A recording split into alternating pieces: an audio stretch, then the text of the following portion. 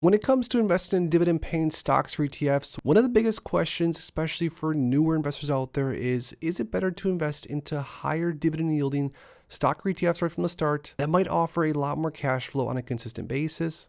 Or is it better off to invest into the slow and steady dividend-paying stocks or ETFs that might not have all that high of dividend yield from the start, but might offer massive dividend growth? Now, this is a question that I honestly didn't even really ponder until a little bit later in my personal dividend investing journey. And I know for a fact that if I knew the answer to this question, I would have definitely skipped through a lot of mistakes that I made. Now, in this video, we're going to discuss whether or not it's better for a long-term dividend investor to chase high yield or to go for high quality dividend growth. I'm also going to show you multiple examples on why this is definitely the case. Now, if you have an interest in dividend investing and if you're building out a portfolio on your own right now, make sure to stick around because you are not going to want to miss the answer to this. I just finished my brand new dividend investing ebook where I share exactly how I went from zero to now over 7 figures invested, and also on how I earned more than $6,000 per month in dividends. I also finished my custom dividend tracker that you can use to track your dividend income progress on an ongoing basis. So make sure to grab yourself a copy of my dividend investing ebook and the new dividend tracker today. It's the first link in my description. So first, let's go over a few examples of what I would consider high yield when it comes to dividend investing. Now, the first thing that comes to mind, especially top of mind as of right now, is the YieldMax Tesla Option Income Strategy ETF or TSLY. Now, TSLY ETF is currently offering around a trailing 12-month dividend yield of around 75%. Yes, you heard me right, 75%. And TSLY, for example, offers massive dividends on a monthly basis on an ETF that as of right now costs under $12 per share. But like I've talked about in my other videos, TSLY is not the perfect ETF because even though it does offer a massive yield, the ETF is also down 45% on the max time frame. So for this example, even though investors are earning a massive amount of cash flow on a monthly basis in this case, a lot of investors are still down substantially on their position even with dividends because the ETF has decayed so hard. Now, another great example of a higher yielding ETF is the JEPI ETF or JP Morgan's Equity Premium Income ETF. Now, this ETF has a trailing 12-month dividend yield of around 8.6%, so nothing even close to that of TSLY, but this still is a pretty popular monthly paying dividend ETF that offers a higher yield than most stocks or ETFs out there. Now, JEPI on the max time frame is actually in the green, so nothing like TSLY, but still over this time frame, there's definitely other investments, other stocks and or ETFs that are up much more, and even with the big dividends that JEPI offers, this ETF over most time frames, if not all, has still lagged the general markets. Now, looking at a higher yielding stock, for an example, we have Altria, ticker symbol MO, which currently has around a 9.45% forward dividend yield. And even though Altria has paid dividends for over 50 years and also raised dividends pretty substantially, over the 5-year time frame, this stock is in the red around 20%, which once again, a very similar situation.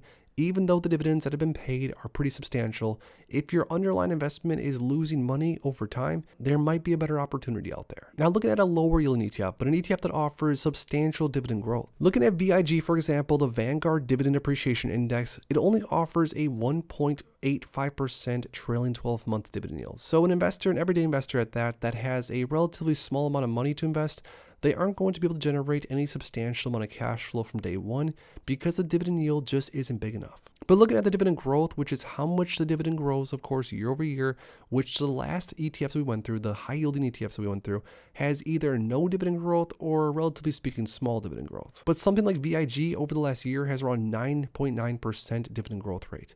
Over the last 3 years, 12.3%, and so on and so forth. Now try to follow along with me here. This is substantial because even though VIG only pays, let's say 1 or 2% starting, if they pay more and more in dividends substantially over time, that yield on cost is going to get massive just after a few years. Not to mention if we were to just not even pay attention to the dividend at all with VIG. VIG is up 242% on the max time frame, and that's since around 2006. So what I'm saying here is that even if VIG didn't pay a dividend at all, this ETF has most likely outperformed a lot of the other high yielding ETFs during multiple time frames.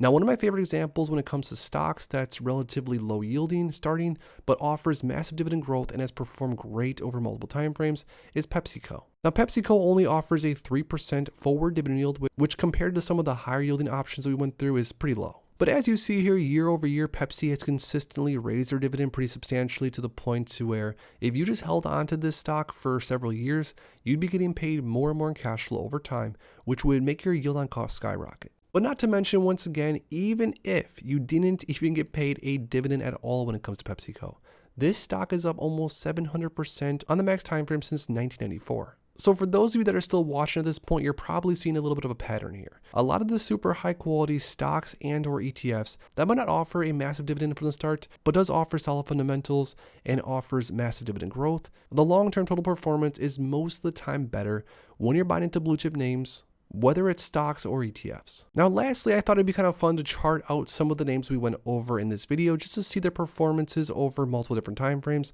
Now, keep in mind, a lot of these different names haven't been trading for several years, like TSLY or even JEPI, but we'll kind of get the idea here. So for example, over the last 6 months, let's say, Pepsi is down around 10%, and this is total return. So this is dividends plus price return included.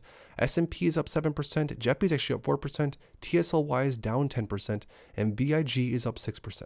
So as you see here, even though some of these names like Tesla and JEPI pay a much larger dividend than some of these other names, it doesn't necessarily mean they're going to perform better, at least not yet. Now year to date, it's a little bit different. TSLY is oddly enough way in the lead, up 61.65%.